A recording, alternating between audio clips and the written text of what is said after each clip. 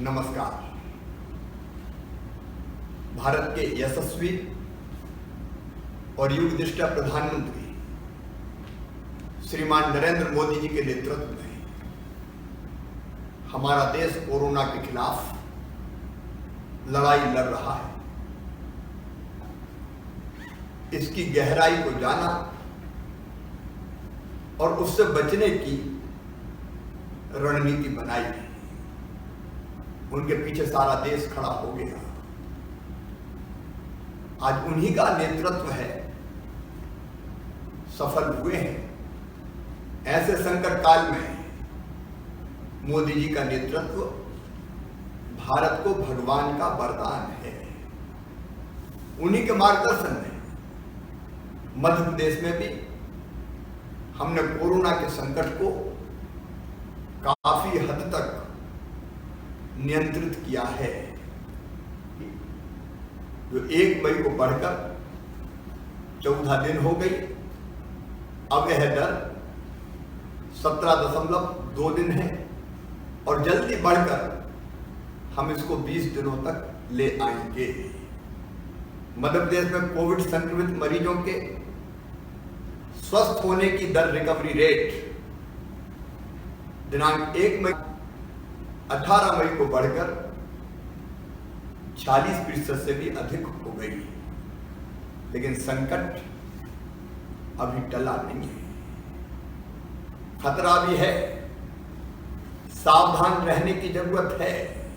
पहले आए, लेकिन वहां की जनता की जागरूकता ने, अनुशासन ने, प्रशासन द्वारा बनाई हुई व्यवस्थाओं का पालन किया। और दूसरे उदाहरण भी है। एक केस आया किसी जिले में और असावधान अगर रहे तो 1 से बढ़कर 100 होने में देर नहीं लगी। इसलिए मेरे बहनों और भाइयों, सावधान रहने की आवश्यकता है। आज 35,000 से ज्यादा बेड हमारे पास तैयार है। भगवान करे इसकी जरूरत ना पड़े, जरूर रहे। मेरे प्रिय बहनों और भाइयों, इस कोरोना के संकट में तब जब अर्थव्यवस्था ध्वस्त हो चुकी थी, इसके लिए अनेकों कदम उठाए। अलग अलग योजनाओं में गरीब को, मजदूर के खाते में, बच्चों के खाते में, किसानों के खाते में, मध्य प्रदेश के मेरे मजदूर भाई और बहन जो दूसरे प्रदेशों में थे, लगातार उनको हमने वापस लाने का प्रयास किया। क्योंकि मजदूर का मन बन गया एक बार घर लौटना है। 91 से ज्यादा ट्रेनें आज मध्य प्रदेश लौट चुकी हैं। मजदूरों को लेकर उनको बसों से अपने घर पहुंचाते हैं, वो लेकर आए हैं, उनको उनके घरों पर पहुंचाया है। प्रदेश में अलग अलग जिलों में जो मजदूर काम कर रहे थे, उनको भी बसों के माध्यम से उनके घर पहुंचाने का काम किया गया है। मैं अपने प्रवासी मजदूर भाइयों से ये कहना चाहता हूं, इसकी व्यवस्था हम करेंगे, प्रदेश की सरकार करेगी।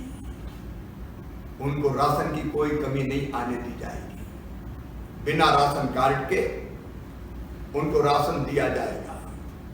पंचायत तत्काल उनके जॉब कार्ड बनाए। बहनों और भाइयों, हमने ये फैसला भी कर लिया है कि आपको संबल योजना की पात्रता होगी। संबल योजना एक ऐसा सुरक्षा कवच है जो जिंदगी की, गरीब की हर आवश्यकताएं पूरी कर। मैं अपने बाकी भाई बहनों से भी कहना चाहता हूं, ये मत समझना कि प्रवासी मजदूर भाइयों बहनों के कारण कोरोना फैलता ही है। ये बात सच है कि कुछ पॉजिटिव केस आए, लेकिन उनको हमने क्वारंटाइन में रखा, वो स्वस्थ। लेकिन केवल अपने प्रदेश के मजदूर नहीं, बाहर के प्रदेशों के मजदूर भाई और बहन बड़ी संख्या में मध्य प्रदेश से होकर गुजर रहे हैं। मध्य प्रदेश देश का दिल है। दक्षिण के राज्यों से, पश्चिम के राज्यों से बड़ी संख्या में मजदूर भाई बहन अपने अपने प्रदेशों में जा रहे हैं। अलग अलग साधनों से मिला, एक बार धुन लग गई कि एक बार अपने प्रदेश जाना है। हमने इन दूरियां हैं, हमने तय किया मध्य प्रदेश में अगर कहीं से हमारे प्रवासी मजदूर और भाई और बहन प्रवेश करेंगे तो मध्य प्रदेश में उस प्रदेश की बॉर्डर तक उनको छोड़ने का काम हम करेंगे। 1000 बसें रोज इस काम में लगी है। प्रशासन ने, सरकार ने और मध्य प्रदेश की जनता ने कमाल कर दिया। भोजनों जैसा सत्कार हमारे दूसरे प्रदेश के मजदूर बहनों और भाइयों का हमने किया है और कई जगह तो समाज सेवियों ने उनके पांव में जूते चप्पल तक पहनाए हैं। मध्य प्रदेश की धरती से कोई भूखा नहीं जाएगा, कोई पैदल नहीं जाएगा। ये हमारा संकल्प है और आपके साथ मिलकर हम इसको पूरा करेंगे। पेट में आए हमने तत्काल उनके परिवारों को 5-5 लाख रुपए की आर्थिक सहायता प्रदान की। केवल मध्य प्रदेश के नहीं, अभी कल की घटना है, मध्य प्रदेश के बड़वानी जिले के नामली ब्लॉक के गांव में पति पत्नी अपनी 4 बेटियों के साथ 2 बहनें चली गई, केवल 2 छोटी छोटी बेटियां बची, लेकिन वो बेटियां अनाथ नहीं है। हम उनके संरक्षक हैं। हमने व्यवस्था की है कि हम 13 लाख रुपया उन दोनों बेटियों के नाम पर फिक्स डिपॉजिट करवाएंगे, 1 लाख रुपया बैंक के खाते में डाल के उनकी तात्कालिक खर्चे, केवल अपने प्रदेश नहीं बाहर के प्रदेश के भाई और बहन, भगवान ना करे उनको कोई कष्ट या तकलीफ हो, लेकिन कुछ एक्सीडेंट हुए, हमने तय किया उनमें जो नहीं रहे उनके आश्रितों को 1-1 लाख रुपए की राशि, घायलों को 25,000 रुपए की राशि, उनके इलाज की निःशुल्क व्यवस्था और उनके पार्थिव साथ है। मेरे किसान भाइयों, आपको भी चिंता करने की जरूरत नहीं है। इस समय 90 लाख मीट्रिक टन गेहूं सरकार ने खरीदा है। ये आज तक का सबसे बड़ा रिकॉर्ड है। 10,000 करोड़ रुपया किसान के खातों में पहुंच चुका है और बाकी गेहूं की चिंता मत करना, 1-1 दाना खरीदेंगे, ये हमारा संकल्प है। बाकी उपज सरसों, चना, मसूर, उसको भी खरीदने की कार्रवाई चल रही है। 0% ब्याज पर कर्ज दिया जा रहा है। 2,290 करोड़ रुपए की राशि फसल बीमा योजना की अभी दी है 15 लाख किसानों के खाते में और 18-19 की है ये। 19 और 20 की भी प्रक्रिया जल्दी पूरी करके फसल बीमा योजना का पैसा उनके खाते में डाला जाएगा। मेरे प्यारे बच्चों, तुम्हारी अब 10वीं के बचे हुए पेपर नहीं होंगे। जो पेपर दे दिए उसी के आधार पर मेरिट लिस्ट बन जाएगी। 12वीं के बचे पेपर जरूर 8 से 16 जून के बीच होंगे और इस अवधि में स्कूल बंद रहे हैं तो वो ट्यूशन फीस के अलावा और कोई शुल्क पालकों से नहीं वसूलेंगे। हमारी माताओं बहनों के कल्याण के लिए भी कई योजनाएं हैं, मैं उनके बारे में भी विस्तार से नहीं जाऊंगा, लेकिन महिला सशक्तिकरण के लिए उसको भी आदर्श रूप से हम जमीन पर उतारेंगे। लेकिन अभी सावधान रहना है। लॉकडाउन 4 प्रधानमंत्री जी ने कहा है कि अलग रंग में और अलग रूप में होगा। हमको सावधान तो रहता है, लेकिन जान के साथ जहान भी बचाना है, आर्थिक गतिविधियां चालू करना है और इसलिए मध्य प्रदेश बातचीत करके लॉकडाउन के नए स्वरूप को तय किया है। अब मध्य प्रदेश में केवल 2 जोन होंगे, एक ग्रीन और दूसरा रेड। पर ग्रीन और रेड दोनों जोन में आपको इन जोन्स में कौन सी चीजें होंगी, कौन सी नहीं होंगी, उसकी जानकारी दे रहा हूं। कंटेनमेंट एरिया, कंटेनमेंट मतलब जहां केवल अत्यावश्यक गतिविधियों की अनुमति होगी। इस जोन के भीतर आना और बाहर जाना पूरी तरह से प्रतिबंधित रहेगा। ये आपकी सुरक्षा के लिए जरूरी है कि मेडिकल इमरजेंसी की सेवाएं जारी रहेगी। कंटेनमेंट एरिया में कोई उद्योग संचालित नहीं होंगे, परंतु इनके बाहर सभी स्थानों पर उद्योग संचालित किए जा सकेंगे। दोनों जोन्स में मतलब रेड और ग्रीन, निम्नलिखित कोचिंग, प्रशिक्षण संस्थान, होटल, रेस्टोरेंट, हॉस्पिटैलिटी सेवाएं, सिनेमा हॉल, थिएटर्स, ऑडिटोरियम, सामुदायिक कार्यक्रम, सभी प्रकार के सामाजिक, राजनीतिक, खेलकूद, धार्मिक आयोजन और बड़ी सभाएं प्रतिबंधित रहेंगी। सभी धार्मिक स्थल, पूजा स्थल और धार्मिक सभाएं नहीं होंगी। सुबह पूरी तरह से प्रतिबंधित रहेगा। ये ग्रीन जोन में भी और रेड जोन में भी इस समय मतलब दी जा सकेगी। सार्वजनिक परिवहन मतलब बस सेवा अभी 1 सप्ताह तक पूरे प्रदेश में प्रतिबंधित रहेंगी। 1 सप्ताह बाद हम फिर रिव्यू करके अगला फैसला करेंगे। अब रेड जोन में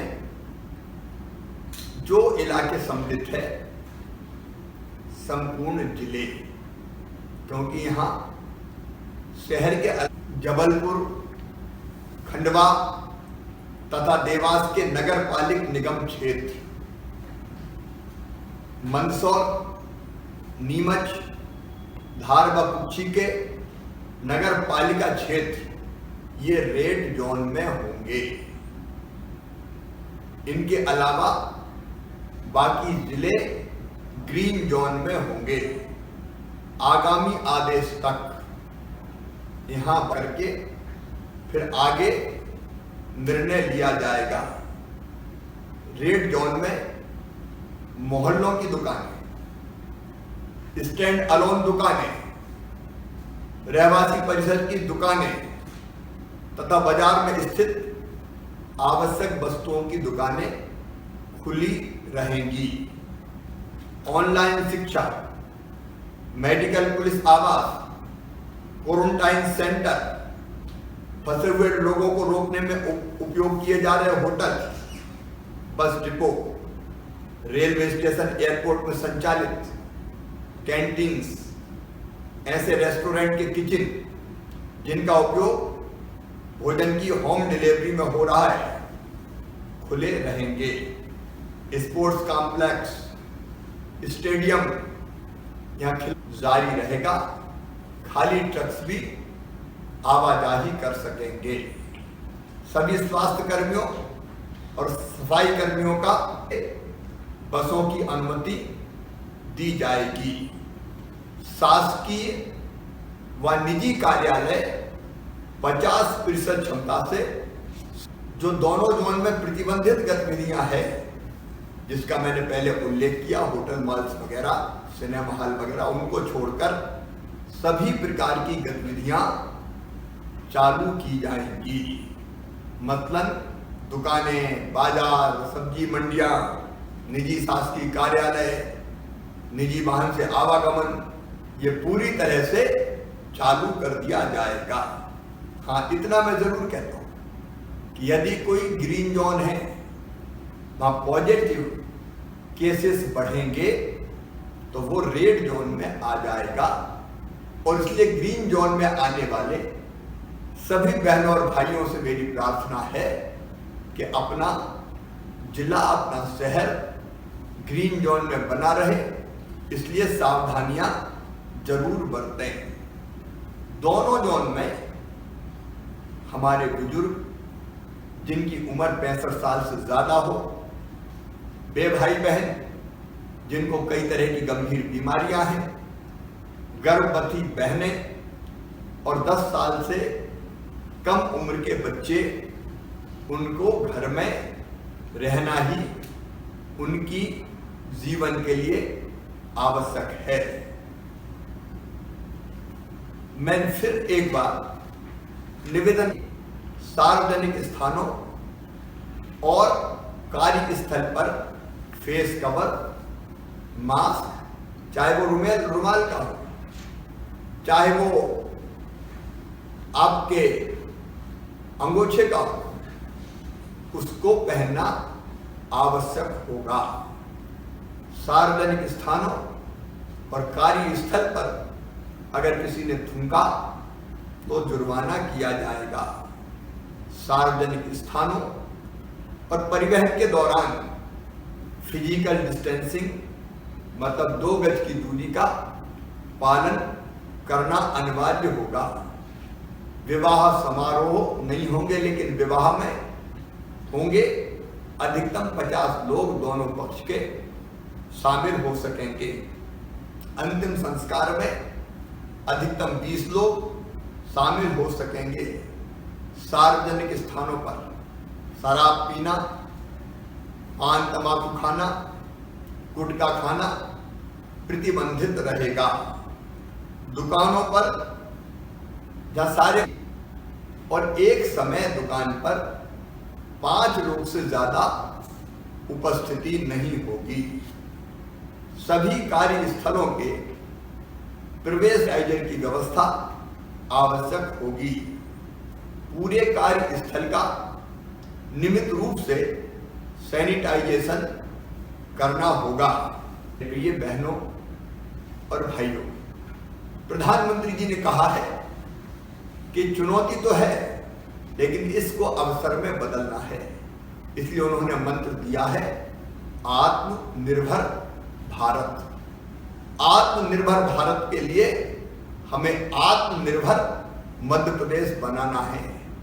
आत्मनिर्भर मध्य प्रदेश का मैं पूरा खाका तैयार कर रहा हूं और जल्दी नहीं। हम धन की कमी की बात भी नहीं करेंगे, हम धन की व्यवस्था भी करेंगे। तेजी से हम हमारे जो ढांचा है उसको खड़ा करने के लिए बड़े व्यापक पैमाने पर कार्यों का प्रारंभ करेंगे। एक नहीं अनेकों योजनाएं दिमाग में हैं, जिन सावधानी के साथ कि हमें कोविड के साथ, कोरोना के साथ जीना भी है, लेकिन आर्थिक गतिविधियां चालू रखना भी है। बना के करेंगे। जहां चाह होती है वह राह को निकलना ही पड़ता है। इस संकट के अवसर को चुनौती में बदल कर तो तबीयत से उठ